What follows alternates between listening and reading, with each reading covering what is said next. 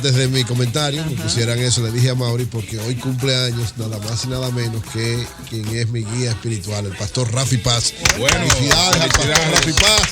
El cumpleaños hoy. Ayer cumplió María Isabel Palacio, nuestra pastora. O sea, ellos cumplen un día ella y el otro día él. Sí. Así que felicidades al pastor Rafi Paz y a la pastora María Isabel Palacio, los pastores de la Iglesia Cristiana Palabras de Vida, de la cual yo soy parte de su liderazgo y de la gente que hace trabajo ahí. A propósito. Yo iba a decir, por él estás en ese camino, no, pero es por Chasey. Realmente es por Jesús que me llevó y utilizó a Chasey, mi hija. Así es, para eso, y me puso en esa iglesia y sobre todo con ese pastor y todo ese grupo de hermanos que están ahí. Que antes de empezar mi comentario también, e incluso antes de hacer la cita bíblica, recordar a propósito del pastor Rafi Paz que este lunes, el próximo lunes 26 de septiembre, tenemos en la iglesia una noche de pareja con el tema cómo manejar nuestras diferencias, que va a ser precisamente con el pastor Rafi Paz, gratis, en el local de la iglesia Palabras de Vida, calle 26 de enero, número 3, en Bella Vista. Como siempre, inicio con la palabra de Dios, después de felicitar a mi pastor. Primera de Tesalonicenses 5:16 dice: estemos siempre alegres, oremos sin cesar, demos gracias a Dios en toda situación, porque esa es su voluntad para todos nosotros por Cristo Jesús. Siempre hay que estar alegres. ¿Tú ves por qué yo estoy alegre? ¿Te das cuenta? Tú te llevas de eso. Siempre estoy alegre, oro sin cesar y le doy gracias a Dios siempre por todo. Miren, Educa, que es una institución, la Acción Empresarial por la Educación, que ahora está dirigida por nuestro amigo y hermano José Mármol, dio un informe en el día de anteayer sobre la educación. Hizo una evaluación sobre todo del presupuesto del año 2013 de educación, sobre todo porque Educa fue uno de los sectores, junto con varias de las movilizaciones que se hicieron a nivel popular, pero Educa fue uno de las instituciones que se preocupó porque se aumentara el presupuesto de educación, que se llevara al 4%. Y por eso le ha dado seguimiento de la aplicación del presupuesto y de todo lo que tiene que ver con el avance de la educación en la República Dominicana. Lo primero que quiero destacar es un informe con un aspecto crítico y con un aspecto muy favorable. Es decir, tiene las dos cosas. Varios elementos que ellos ven críticos, preocupantes, que deben ser tomados en consideración, y luego valoran. Yo voy a hablar brevemente de las dos cosas, pero lo primero que quiero saludar es la actitud del ministro Andrés Navarro. Andrés Navarro, al ver, ¿verdad?, el documento, dice que va a tomar en cuenta todas las recomendaciones que hace Educa, que como funcionario público su función, valga la redundancia, es precisamente escuchar a los sectores que tienen que ver con cada una de las áreas donde están y tomar las cosas que entienden pueden ayudar, sobre todo cuando vienen con muy buena intención, como este informe de Educa, aplicarlo, las que puedan ser aplicadas y las que no, entonces dar una explicación de por qué no se logran.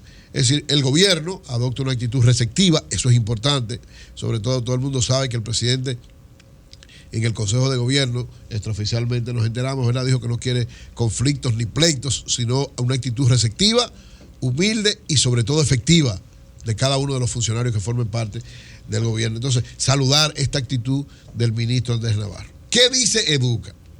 Lo primero que dice Educa es que hicieron una investigación del presupuesto de 2013 y plantea que, bueno, se ha visto que el régimen de pensiones y el sistema educativo tienen un peso financiero muy grande que llevaron a que se elevara un 25% de incremento de todo lo que tiene que ver con eso, con gasto corriente. El gasto corriente es sobre todo contratación de personal, pensiones, una serie de elementos que tienen que ver con nómina. Ahora bien, ¿por qué ellos plantean eso? Ellos dicen, bueno, el personal administrativo entre el 2012 y el 2015 creció en 33,000 personas, es decir, un 85%. Y va más lejos, dice, por cada 9 funcionarios administrativos hay 10 docentes. La relación es 10 docentes y 9 funcionarios administrativos. Y cuando usted ve eso así, usted dice, oye, pero no puede ser. Eso como que golpea. Cuando uno lo ve así, en cifras así, uno se siente como preocupado realmente. Sin embargo, cuando uno descodifica, se da cuenta de que hay algunas cosas que tienen una explicación. ¿Por qué ese incremento del personal administrativo de educación? Sencillo, señores. Eso tiene una explicación. ¿Cuál es la explicación? Primero, que en ese periodo que estudia Educa, se construyeron 33,000 nuevas aulas, 33,110 nuevas aulas. y 9.000 aulas fueron remodeladas que no estaban funcionando. Estamos hablando de que en ese periodo hay 23.000 nuevas aulas. Señores, a esas 23.000 nuevas aulas no tenían maestros, no tenían gente que lo limpiara, no tenía psicólogo. Es decir, ese personal, o la mayor parte de ese personal que se contrató, es para esas nuevas aulas que se han creado. Uno de los grandes aportes de la revolución educativa que ha hecho el presidente Danilo Medina. En el periodo estudiado 2012-2015, 23.000 nuevas aulas. Es decir, prácticamente una proporción igual a casi a las que habían. Entonces, ¿qué significa eso? Que tenía que mínimamente duplicarse el personal. Bueno, que está muy por encima, eso es lo preocupante, el ministro Andrés Navarro, y entonces ellos pidieron que se haga una auditoría del personal administrativo y del personal docente. Yo estoy de acuerdo con eso. También el ministro dijo que estaba de acuerdo, que debería hacerse una auditoría administrativa cada cierto tiempo y sobre todo una auditoría del personal. Yo estoy totalmente de acuerdo. Por eso digo que cuando uno se preocupa también tiene que ver la otra parte. Es decir, hay una explicación de por qué se incrementó tan ampliamente la nómina de educación. Porque lo que la gente piensa de que dicen, bueno, aumentó la nómina un 80%, empezaron a contratar gente a lo loco. La campaña electoral, no, ni es por campaña electoral ni por contratar gente a lo loco. Ahí hay una explicación. Ahora, hay que descodificarlo y ahí sí estoy de acuerdo tanto con Educa como con los que han planteado esto, que debe verse de dónde procede cada uno. A mí me consta particularmente que Educación en los últimos tiempos está haciendo muchos concursos para toda la gente que está contratando. Para toda la gente que está contratando. Y lo digo porque hay muchos maestros, mucha gente de personal administrativo que le pide ayuda a uno va a Educación a hablar allá, y desde que uno llega lo primero que dicen, hay que hacer un concurso. O sea, personal está haciendo un trabajo fuera de serie en ese aspecto, desde que se implementó el 4%, y esa es la explicación. Dirán, bueno, pero el Eury es que no puede ser tan grande. Eso sí que habría que evaluarlo con más detenimiento, con más cuidado, pero hay una explicación, y qué buena la preocupación de Educa y qué bueno que el Ministerio de Educación respondiera de esa manera, de que va también a tomarlo en cuenta. El otro gasto que llama la atención de Educa es el gasto en publicidad. Dice que se aumentó de alrededor de 60, 70 millones a unos 400, 500 millones de pesos en publicidad en el periodo que estudian. Y uno también dice, pero señores, ¿cómo puede ser esto? O sea, cuando usted lo ve así, yo recuerdo siempre a mi pastor Rafi Paz, que cumpleaños y lo felicitábamos ahorita, él dice, un texto fuera de contexto es un pretexto. O sea, si usted agarra una cifra y no la ve en el contexto de lo que significa, también puede ser que eso le choque, pero no haya verdadera razón. ¿Qué pasó? ¿Por qué este aumento de la publicidad? Según la explicación que uno ve y evalúa.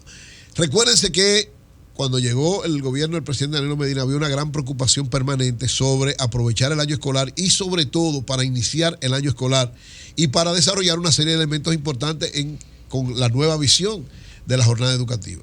Solamente en las campañas para llevar a los estudiantes a que entiendan que debe ir temprano cuando se inicia el año escolar o cuando hay las pausas de Navidad. Es decir, eso se multiplicó en función de que hay un nuevo presupuesto que te permite proyectar esto y cumplir con funciones importantes del Ministerio Educativo. Muchos dirán, pero se fue la mayor parte del presupuesto de educación en publicidad. No, señores, ¿ustedes saben cuánto es? Del total del presupuesto es solamente el 0.15%. 0.15%. O sea, eso es insignificante para un ministerio que tiene una gran responsabilidad en una serie de elementos con lo que tiene que ver para la publicidad. El Estado en sentido general debería de tener campaña. Soy de los que digo, muchos dirán, no, lo que pasa es que tú estás en los medios. No, no es porque estoy en los medios. Recuérdense que yo tengo varios medios, sobre todo el canal Señales TV, que su función es sembrar valores. Una sociedad que quiera cambiar tiene que estar permanentemente desarrollando campañas concientizadoras, educativas, llevando valores. Eso debería ser no educación, no. El Estado dominicano, el gobierno de la República Dominicana debería tener permanentemente campañas educativas, campañas concientizadoras, campañas de siembra de valores. Es decir, qué bueno que hubo campañas agresivas para que los estudiantes aprovecharan el tiempo. Y ustedes vieron cómo ha dado resultados. Ha tenido resultados. En los últimos 2 años se han iniciado las clases a tiempo, no se han perdido. Después de Semana Santa, los estudiantes entran de manera inmediata. Es decir, hay objetivos a buscar en función de eso que se han logrado. ¿Qué quiere decir eso? ¿Que no se debe hacer una auditoría ahí también? Yo estoy de acuerdo. Todo lo que sea transparencia, y todo lo que esté hecho con actitud correcta y que usted tenga duda de que no sea así, tiene que ser auditado. Es decir, la auditoría debe ir en todos los planos, pero es permanente, no es solamente por esto. O sea, Educa hace un llamado porque entiende que, sobre todo en esos dos aspectos, es que llama a preocupación. ¿Cuáles elementos positivos ve este informe? Porque no solamente al aspecto negativo, y ahí felicito, ¿verdad?, a José Mármol y a Educa, que plantean sus preocupaciones desde el punto de vista negativo, pero también valoran. ¿Qué valoran ellos en este periodo estudiado en el aspecto educativo? Lo primero es que la inversión en capacitación docente ha aumentado de manera significativa. Es decir, ¿qué dicen ellos? Se ha aumentado la infraestructura escolar, eso es un paso muy importante, pero también en la preparación de los docentes que van a dar la cara en estas nuevas aulas se ha incrementado. 49 veces ha crecido la inversión en relación, o sea, del 2014 al 2013, llegando al 2016, en este momento, a una cifra de 3.324 millones de pesos invertidos solamente en capacitación del personal docente. Dice que es una buena acción que dice mucho del interés del gobierno de cada vez más hacer efectiva, no solamente con construcciones que hacían falta, porque evidentemente no daba abasto para la cantidad de estudiantes que habían, sino también en la preparación de los docentes. Dice que también la forma de aplicación del presupuesto se ha contribuido a descentralizarlo. Hay ahora una descentralización. Recuérdense que antes todo era directamente desde el área administrativa del ministerio, ahora se ha descentralizado porque cada distrito está manejando una parte de los recursos con un criterio de las prioridades de cada una de las áreas. Dice que esa descentralización del gasto es un elemento importante para dar eficacia. Dice también que es un acierto de la administración del presidente Medina renovar, ampliar, mejorar la infraestructura escolar. Y dice que eso no es solamente de infraestructura escolar, sino que eso también tiene que ver con una inversión en calidad educativa. Recuérdense que una de las críticas que hace mucho, están construyendo mucho, eso no es necesario, eso es solamente infraestructura. Dice Educa que no es solo infraestructura, que eso es parte de dar calidad docente, porque un buen profesor con un entorno físico que no funcione, que le sea adverso, rebaja su calidad, su capacidad y su efectividad. Entonces dice que eso también es parte de la inversión. Saludo entonces está este informe de Educa, saludo la actitud que ha tenido el gobierno. Yo creo que con cosas como esta, es decir, cuando hay instituciones que se preocupan por la eficacia en el manejo de los recursos públicos y sobre todo por su efectividad, esto ayuda a desarrollar la sociedad. Y al ministro Navarro, ahí hay unas orientaciones muy importantes. Este documento es bastante amplio, solamente di los elementos fundamentales, pero es bastante amplio, muy bien preparado, muy bien sustentado, y ahí hay muchas cosas que van a servir para que la educación siga siendo cada vez más efectiva.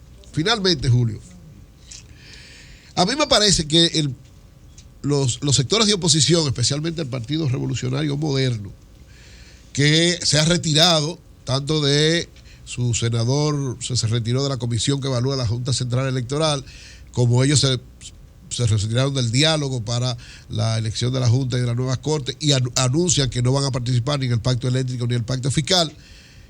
Yo particularmente creo que ellos tienen todo el derecho de desarrollar una perspectiva política, desarrollar una forma de luchar políticamente, de llevar a cabo sus reivindicaciones en términos políticos como ellos entienden, porque cada partido y cada líder asume lo que entiende más conveniente.